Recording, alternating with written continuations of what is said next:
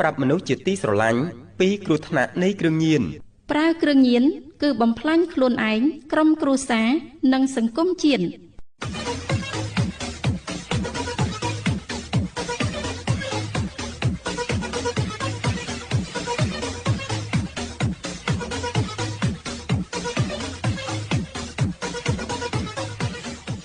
សួស្តីលោកស្រីអ្នកកញ្ញានិងប្រិយមិត្តអ្នកស្ដាប់វិទ្យុ FM 98.5 MHz ផ្សាយចេញពីទីរួមខេត្តក្រចេះជាទីមេត្រីនៅពេលនេះសូមអញ្ជើញលោកអ្នកនាងស្ដាប់ព័ត៌មានដកស្រង់ពីគេហទំព័រសារព័ត៌មានកម្ពុជា AKP ស្ដីអំពីគណៈកម្មាធិការសិទ្ធិមនុស្សកម្ពុជាជំរុញឲ្យអ្នករាយការណ៍ពិសេសទទួលបន្ទុកសិទ្ធិលំនៅឋានសមរម្យដោះស្រាយសំណើរបស់កម្ពុជាដែលស្នើឲ្យមានការទទួលខុសត្រូវចំពោះការរំលោភបំពានពីថៃគណៈកម្មាធិការសិទ្ធិមនុស្សកម្ពុជាកសមកបានជំរុញឲ្យអ្នករាយការណ៍ពិសេសទទួលបន្ទុកសិទ្ធិលំនៅឋានសមរម្យមនុស្សដោះស្រាយបញ្ហានេះជាបន្ទាន់និងគាំទ្រដល់សំណើរបស់កម្ពុជាដែលស្នើឲ្យមានការទទួលខុសត្រូវចំពោះការរំលោភបំពានរបស់ថៃការដាក់លិខិតទៅកាន់អ្នករាយការណ៍ពិសេសទទួលបន្ទុកសិទ្ធិមនុស្សលំនៅឋានសមរម្យការិយាល័យឧត្តមស្នងការសហប្រជាជាតិទទួលបន្ទុកសិទ្ធិមនុស្សលើការបន្តការតាមដានលើការគម្រាមកំហែងដែលបន្តកើតមាននៅលើសិទ្ធិទទួលបានលំនៅឋានសមរម្យរបស់ប្រជាពលរដ្ឋកម្ពុជានៅតាមព្រំដែនកម្ពុជាថៃយោងតាមលិខិតរបស់គណៈកម្មាធិការសិទ្ធិមនុស្សកម្ពុជាកសមកនៅថ្ងៃទី9ខែតុលាឆ្នាំ2025បានលើកឡើងថាសូមគោរពគូសបញ្ជាក់សារជាថ្មីចំពោះញត្តិបន្ទាន់របស់កសមកចុះថ្ងៃទី15ខែសីហាឆ្នាំ2025ពាក់ព័ន្ធទៅនឹងសកម្មភាពរបស់កងទ័ពថៃរំលោភបំពានទឹកដីកម្ពុជាដោយបានរាយបន្លាលួសរារាំងមិនឲ្យប្រជាជនកម្ពុជាចូលទៅកាន់ផ្ទះសម្បែងនិងដីស្រែចម្ការរបស់ពួកគាត់បាន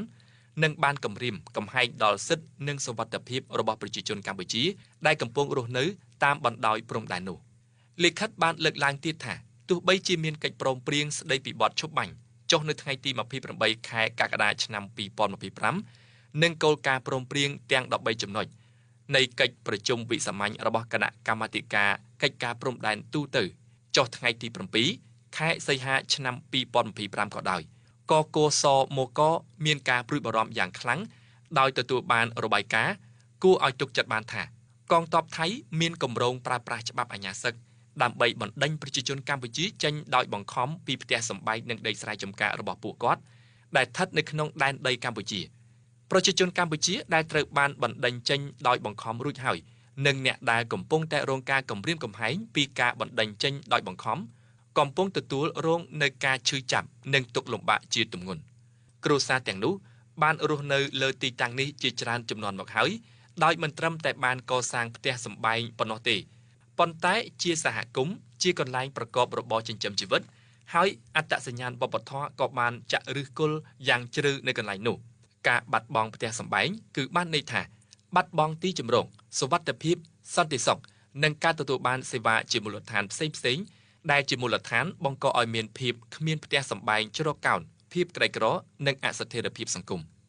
កុមារត្រូវបង្ខំឲ្យបោះបង់ចោលការសិក្សាមនុស្សចាស់ប្រឈមទៅនឹងបញ្ហាសុខភាពកាន់តែធ្ងន់ធ្ងរស្ត្រីនិងក្រុមងាយរងគ្រោះដទៃទៀតត្រូវស្ថិតនៅក្នុងហានិភ័យកាន់តែខ្លាំងផលប៉ះពាល់ផ្នែកផ្លូវចិត្តដោយសារការរស់នៅក្រោមភាពមិនប្រកបប្រជាការគំរាមកំហែងនិងការភ័យខ្លាចពីការបាត់បង់ផ្ទះសម្បែងរបស់ខ្លួនបានធ្វើឲ្យទុក្ខលំបាកពួកគាត់កាន់តែធ្ងន់ធ្ងរឡើងក្នុងន័យនេះកសមកសូមស្នើសុំអ្នករាយការណ៍ពិសេសទទួលបន្ទុកសិទ្ធិមានលំនៅឋានសមរម្យដែលមានអាណត្តិនៅក្នុងការលើកកម្ពស់និងពិនិត្យតាមដានសិទ្ធិមនុស្សនៅក្នុងការទទួលបានលំនៅឋានសមរម្យទំនាក់ទំនងជាបន្ទាន់ជាមួយនឹងរដ្ឋាភិបាលនៃប្រទេសថៃដើម្បីធានាដល់ការគោរពសិទ្ធិទទួលបានលំនៅឋានសមរម្យរបស់ប្រជាជនដែលបានរងផលប៉ះពាល់បង្កការរំលោភបំពានណាមួយផ្សេងទៀតនិងសម្របសម្រួលឲ្យមានវិធានការដោះស្រាយសមរម្យស្របតាមច្បាប់សិទ្ធិមនុស្សអន្តរជាតិកសមកមានការខកចិត្តយ៉ាងខ្លាំងដែលអ្នករាយការណ៍ពិសេសមិនបានឆ្លើយតបទៅនឹងញត្តិបន្ទាន់របស់កសមក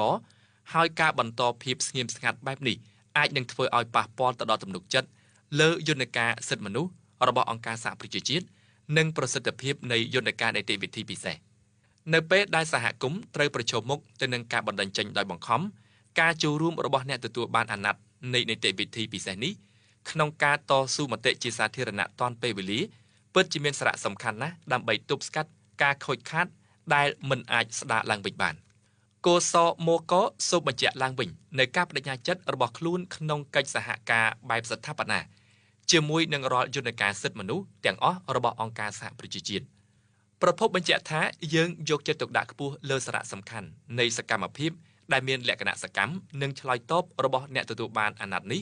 ជាពិសេសអ្នករាយការណ៍ពិសេសទទួលបន្ទុកសិទ្ធិមានលំនៅឋានសមរម្យក្នុងការដោះស្រាយបញ្ហាសិទ្ធិមូលដ្ឋានរបស់សហគមន៍ដែលងាយរងគ្រោះសុចរិតភាពនៃប្រព័ន្ធសិទ្ធិមនុស្សគឺអាស្រ័យលើការផ្ដល់នូវកិច្ចអន្តរាគមន៍ភ្លាមៗមិនលំអៀងនិងប្រកបដោយប្រសិទ្ធភាពអាស្រ័យហេតុនេះកោសមកកសូមជំរុញឲ្យអ្នករាយការណ៍ពិសេសដោះស្រាយបញ្ហានេះជាបន្ទាន់និងគាំទ្រដល់សំណើរបស់កម្ពុជាដែលស្នើឲ្យមានការទទួលខុសត្រូវចំពោះការរំលោភបំពានទាំងនេះកោសមកកមានក្តីរំពឹងលើការចូលរួមរបស់អ្នករាយការណ៍ពិសេសក្នុងការប្រកាន់ខ្ជាប់នូវគោលការណ៍សិទ្ធិមនុស្សច្បាប់អនុសធម៌អន្តរជាតិនិងយុត្តិធម៌សម្រាប់ជនរងគ្រោះនៃអំពើខុសច្បាប់បែបនេះ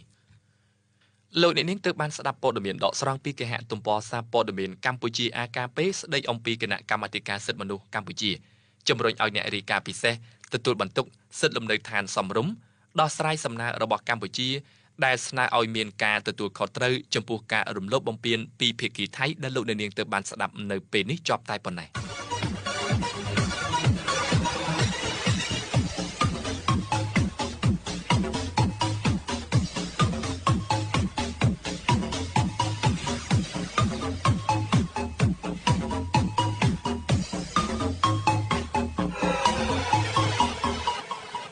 គោរពច្បាប់ចរាចរណ៍បើកបរដោយការយោគយល់គោរពច្បាប់ចរាចរណ៍បើកបរសូមពាក់មួកសុវត្ថិភាពជានិច្ច